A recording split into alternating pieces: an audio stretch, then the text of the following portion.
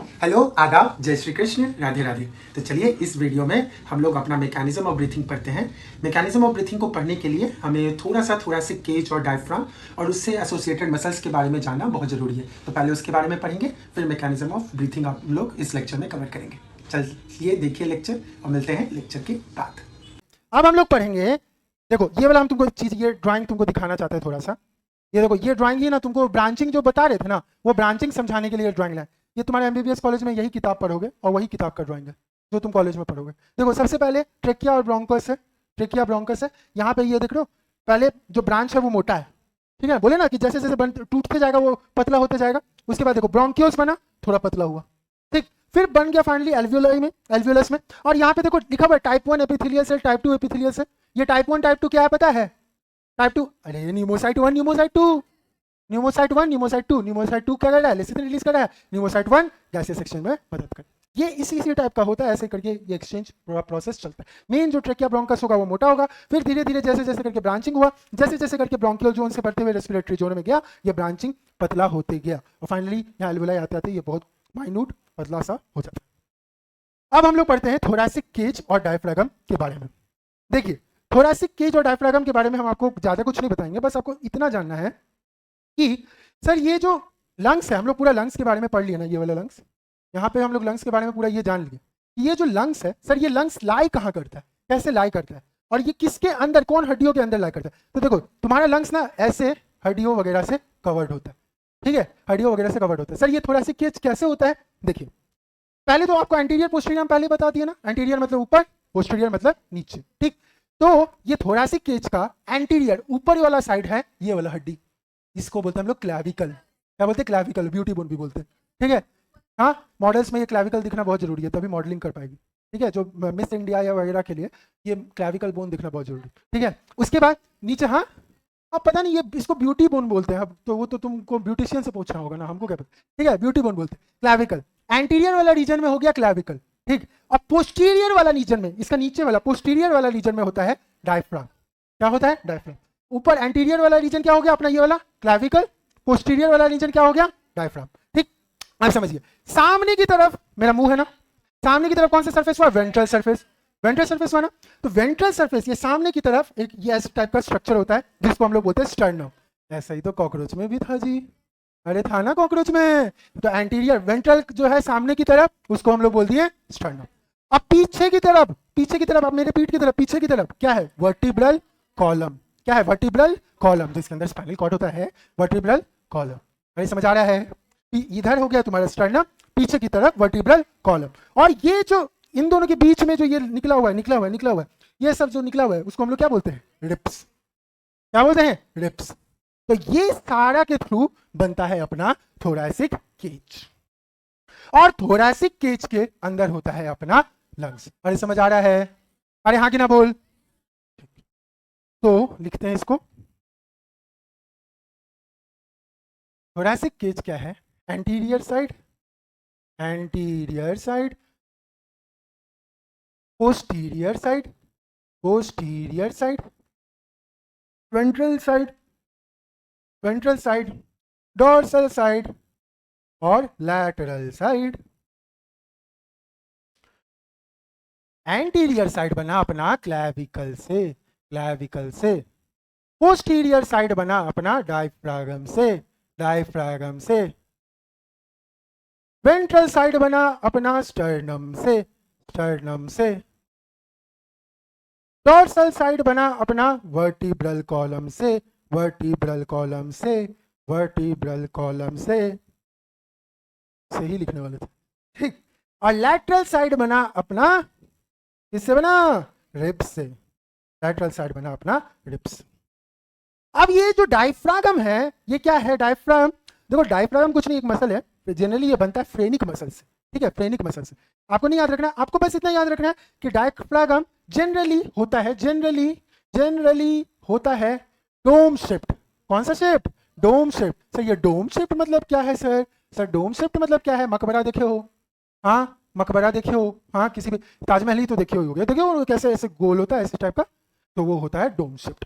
यानी कि यहाँ पे अपना जो क्या होगा, यहाँ पे अपना होगा डायफ्राम ऐसे करके डोम शेप्ड। अरे समझ आ रहा है? डायफ्राम क्या होगा? Dome shaped. ठीक है, जनरली हुआ डोम शेप्ड, कॉन्ट्रैक्ट करने पे हो जाएगा ये फ्लैट। कॉन्ट्रैक्ट करने पे ये क्या हो जाएगा? ये हो जाएगा फ्लैट। सर ये फ्लैट कैसे बोल दिए सर? देखो ये है डायफ्राम, ये कॉन्ट्रैक्ट करेगा तो ये खींचेगा ना, ये खींचेगा तो ये फ्लैट ही ना होगा जी। ये जब कॉन्ट्रैक्ट करेगा, इसका मसल्स वगैरह कॉन्ट्रैक्ट किया तो फ्लैट ही ना होगा इस टाइप का। अरे हाँ कि ना बोलना यार? हाँ फ्लैट ही होगा, तो इसको हम लोग बोले यहाँ पे फ्लैट होगा। ठीक है, लिख लिया? रिप्स है ना, रिप्स, यहाँ पे हम लोग बोले ribs ribs ribs ribs, ribs के, रिप्स के बीच में जो मसल होता है ना, रिप्स के बीच में जो मसल होता है, दो रिप्स है, दो रिप्स के बीच में जो मसल होता है ना, उसको हम लोग बोलते हैं इंटरनल इंटरकोस्टल मसल। क्या बोलते हैं? Internal intercostal muscle. नहीं, रिप्स के बीच में जो मसल होता है उसको बोलते हैं इंटरकोस्टल मसल। क्या बोलते हैं? Intercostal muscle. 3 क्लास लेते लेते दिमाग खराब। रिप्स के बीच में जो मसल होता है उसको बोलते हैं हम लोग इंटरकोस्टल मसल। ठीक है, अब देखिए, जो ये इंटरकोस्टल मसल ऊपर की तरफ होता है ना, मतलब ये इधर से निकलता है एक्चुअली, और डॉर्सली निकलता है, इधर जाके पीछे की तरफ आ जाता है। ठीक है, यानी समझ लो इंटरकोस्टल मसल जो बाहर की तरफ होता है उसको हम लोग बोलते हैं एक्सटर्नल इंटरकोस्टल मसल। समझ आ रहा है? जो इंटरकोस्टल मसल बाहर की तरफ होगा उसको बोले हम लोग एक्सटर्नल इंटरकोस्टल मसल, और जो इंटरकोस्टल मसल अंदर की तरफ होगा, अंदर की तरफ, ये समझ लो ऐसे निकलता है, ऐसे अंदर की तरफ होगा, उसको हम लोग बोलते हैं इंटरनल इंटरकोस्टल मसल। समझा? अरे समझा? रिब्स के बीच में जो मसल है उसको बोले इंटरकोस्टल मसल। इंटरकोस्टल मसल का दो प्रकार, external intercostal muscle, internal intercostal muscle. External intercostal muscle generally ऊपर की तरफ होता है, जो बाहर की तरफ रहेगा उसको बोले एक्सटर्नल इंटरकोस्टल मसल। जो जनरली अंदर की तरफ इंटरकोस्टल मसल है उसको बोले इंटरनल इंटरकोस्टल मसल, ये थोड़ा नीचे की तरफ होता है। समझा? अरे समझा कि नहीं? चलिए देखो, रिब्स के muscles between the ribs is called intercostal muscle. Intercostal muscle.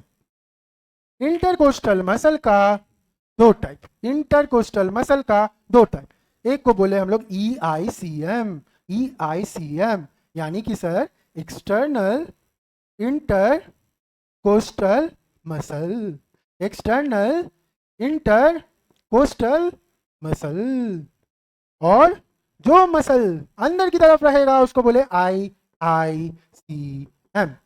इसको हम लोग यानी बोलते हैं इंटरनल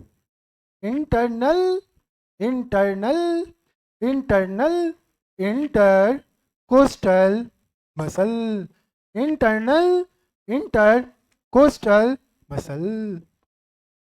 समझ आया? हो गया? लिखिए, जल्दी लिखिए। अब ये डायफ्रागम और ये जो एक्सटर्नल इंटरकोस्टल मसल है, इनकी मदद से हमारा का रेस्पिरेशन होगा। लिख लिए?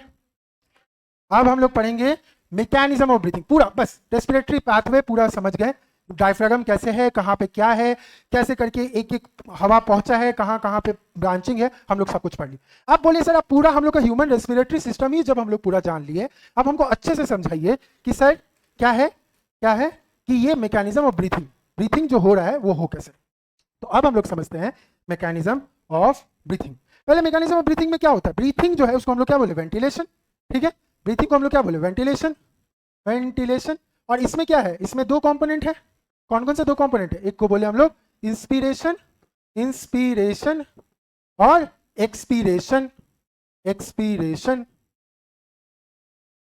इंस्पिरेशन का मतलब क्या हुआ?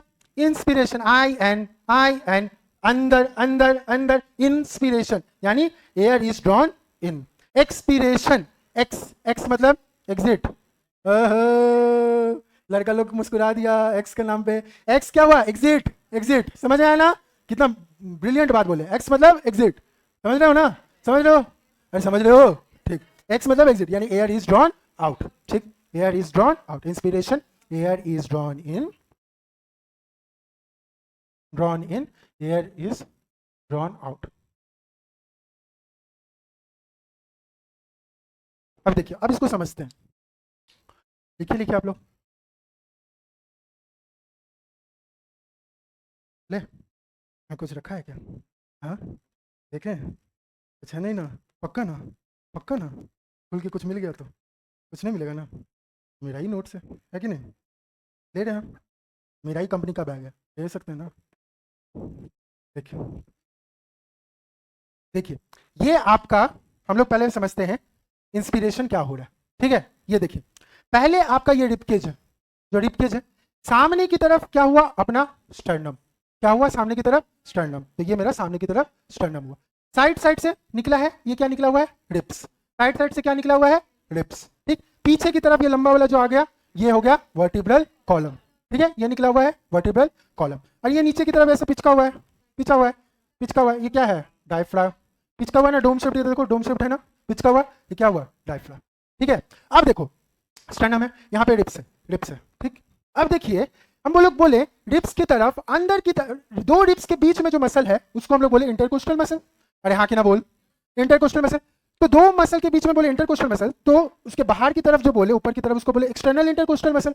तो एक्सटर्नल इंटरकोस्टल मसल क्या करेगा? कॉन्ट्रैक्ट करेगा। तो ये एक्सटर्नल बाहर की तरफ है, ये कॉन्ट्रैक्ट किया तो ये इसको ऐसे खींचेगा ना, ऐसे खींचा ना। हाँ, ठीक।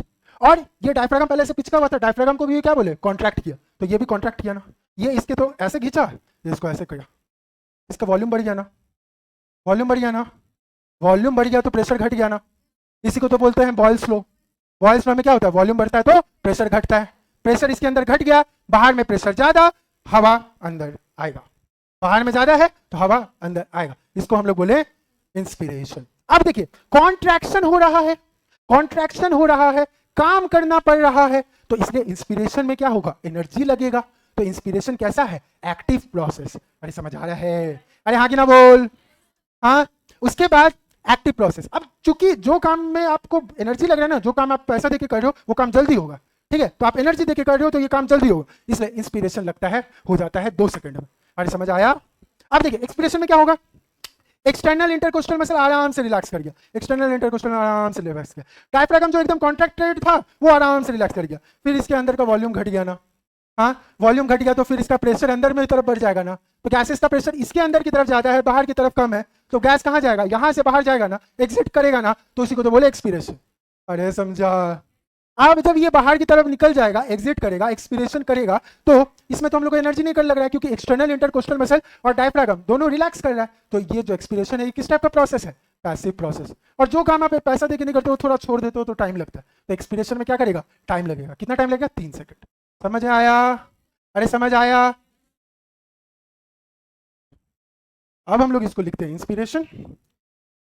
इंस्पिरेशन में हम लोग बोले कि देखो, यही इस ड्राइंग में समझाने का कोशिश कर रहा है, जो हम लोग को बैक से समझा है। ये आपके एनसीईआरटी का ड्राइंग है। देखो, जब ये कॉन्ट्रैक्ट किया, रिप्स एंड स्टर्नम रेज कर दिया, डायफ्रागम कॉन्ट्रैक्ट कर दिया, इसका अंदर का वॉल्यूम बढ़ गया, हवा अंदर की तरफ। यही बोल रहा है ड्राइंग में, एनसीईआरटी की ड्राइंग है। इंस्पिरेशन, इसको हम लोग बोले by contraction of external intercostal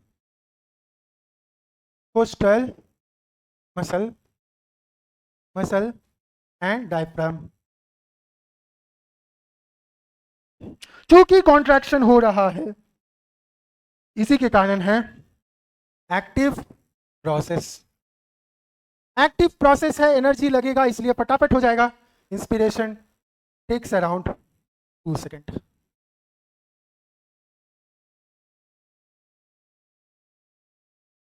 contraction, ये पॉइंट इंपॉर्टेंट है,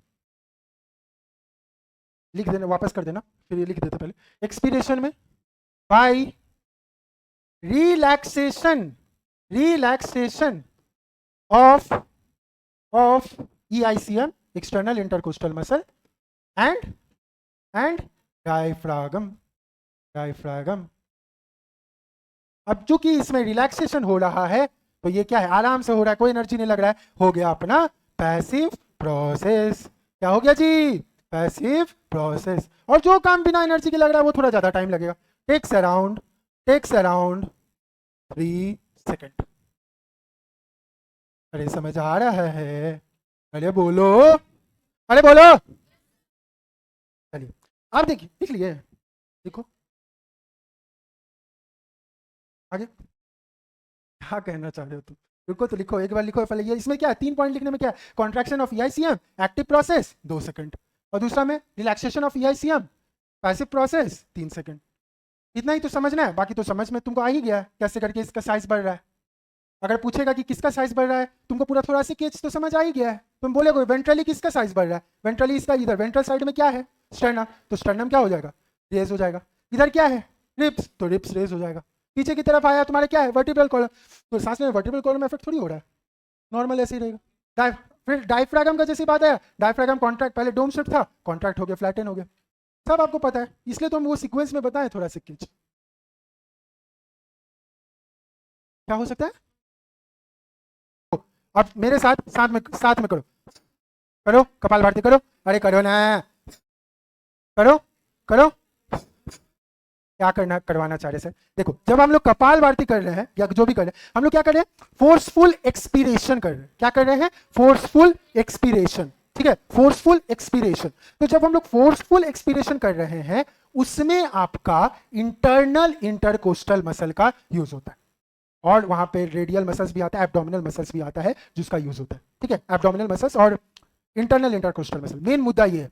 या फिर हम लोग क्या करता है, हम लोग को होता है छिका हुआ, खांसी हुआ, तो देखो ये वाला नीचे वाला हिल रहा है ना, इंटरनल इंटरकोस्टल मसल। या फिर ये भी, ये इसमें भी यही हुआ ना, कफिंग हो गया, स्नीजिंग हो गया, इसमें क्या हो रहा है, नीचे वाला मसल्स, तो हम लोग बोल रहे हैं इंटरनल इंटरकोस्टल मसल। और तीसरा चीज हुआ प्रेग्नेंट फीमेल, इसका एक्टिंग नहीं कर सकते हम, ठीक है ठीक है, प्रेग्नेंट फीमेल, यूट्रस के पास उसका नीचे बेबी है, तो उसको भी रेस्पायर करना है, तो उसमें भी जो रेस्पिरेशन के लिए जो है उसको बना देंगे इंटरनल इंटरकोस्टल मसल। अब देखिए नॉर्मल टाइप का जो आपका ये ब्रीथिंग चल रहा है ना, इसको हम लोग बोलते हैं एब्डोमिनल ब्रीथिंग। क्या बोलते हैं, एब्डोमिनल ब्रीथिंग। नॉर्मल ब्रीथिंग जो ये इंस्पिरेशन एक्सपिरेशन चल रहा है, इसको बोले एब्डोमिनल ब्रीथिंग। और अगर फोर्सफुल एक्सपिरेशन है बाबू, फोर्सफुल इंस्पिरेशन नहीं, अगर आया ना फोर्सफुल इंस्पिरेशन, तो देखो इसमें यही चीज हो रहा है, एक्सटर्नल इंटरकोस्टल मसल का ही यूज हो रहा है। देखो तुम खुद ही करके देखो, देख रहे हो यही बढ़ रहा है, नीचे वाले का यूज हो रहा है नहीं। लेकिन जब फोर्सफुल एक्सपिरेशन कर रहे हैं, तो देखो नीचे वाला मसल का यूज हो रहा है। हम क्या बोले, इसलिए एक्सटर्नल ऊपर वाला बोले ना, external intercostal muscle, internal intercostal muscle क्या बोले, नीचे वाला बोले ना। अरे समझ आ रहा है जी। चलो अब इसको लिखते हैं। Normal breathing, normal breathing is called abdominal breathing, ठीक है। अब जो एक्सपीरेशन, इसमें अगला पॉइंट है कि इंस्पिरेशन का टाइम सेकंड हुआ अपना कितना सेकंड, कितना सेकंड था जी, 2 सेकंड। एक्सपीरेशन का टाइम सेकंड कितना था, कितना था, 3। एक्सपीरेशन का टाइम सेकंड कितना था, 3 सेकंड। दोनों को जोड़ दीजिए, कितना होता है 2 + 3 जी, 5 होता है ना, इतना तो पता होगा, 6 होता है, इसको बोल दिए 5 सेकंड, ठीक है। यानी कि 1 मिनट में, इससे क्या पता चल रहा है, इन 1 मिनट एक नॉर्मल इंसान कितना बार ब्रीथ करेगा, 12 टाइम्स, ठीक है। लेकिन एनसीईआरटी बोलता है 12 to 16 टाइम्स, क्योंकि कभी कभी इंस्पिरेशन का जो ये पॉइंट होता है वो थोड़ा कम हो जाता है, 2 सेकंड से कभी कभी 1 सेकंड भी हो सकता है। जब आप फास्ट एक्सरसाइज कर रहे हो तो आप जल्दी जल्दी सांस ले रहे हो ना, एक्सरसाइज करके उठे तुरंत कैसे होता है, होता है ना, फास्ट फास्ट सांस ले रहे हो, इसलिए लिखा है एनसीईआरटी 12 to 16 टाइम्स, ठीक है। तो इन 1 मिनट 12 to 16 टाइम्स ब्रीथ करते हैं हम लोग, ब्रीथ, ठीक है। अब 12 टाइम्स तो यहां से समझ आ गया, 16 टाइम्स जब बोल रहा है मतलब during heavy exercise, during heavy exercise. बहुत ज्यादा गर्मी लग रहा है। उसके बाद अपना बोले कि ड्यूरिंग फोर्सफुल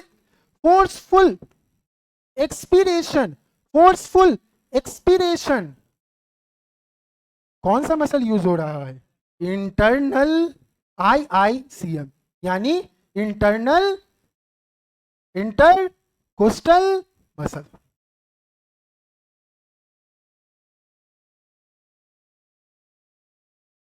ये फोर्सफुल एक्सपिरेशन कहां हो रहा है सर, एग्जाम्पल बताइए।